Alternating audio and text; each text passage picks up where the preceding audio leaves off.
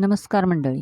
कोणतीही भाजी जर नेहमी एकाच प्रकारे केली तर खाणारे कंटाळतात आणि करण्याची पद्धत थोडी बदलली की भाजीची चवसुद्धा बदलते आणि खाणारे पण आवडीने खातात. आज आपण पालकची सुकी भाजी करणार आहोत. त्यासाठी मी पालक स्वच्छ धुवून निवडून चिरून घेतला. फोडणीसाठी कढईत तेल, मोहरी, जिरे घालून कांदा व मिरची चांगली परतून घेतली. 4-5 लसूण पाकळ्या ठेचून घातल्या. हळद व हिंगपूड घातली. चिरलेला पालक घालून व्यवस्थित परतून घेतला.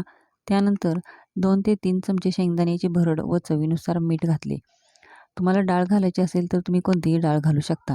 पाणी अजिबात घालायचे नाही. सर्व साहित्य व्यवस्थित मिसळून घ्यायचे व 5 मिनिटे झाकून ठेवायचे. 5 मिनिटानंतर बघा, आपली पालकची छान अशी सुकी भाजी तयार झाली आहे.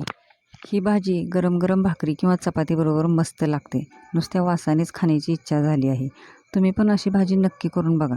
व्हिडिओ आवडला तर लाईक आणि सबस्क्राईब करायला अजिबात विसरायचे नाही. व्हिडिओ पाहिल्याबद्दल धन्यवाद.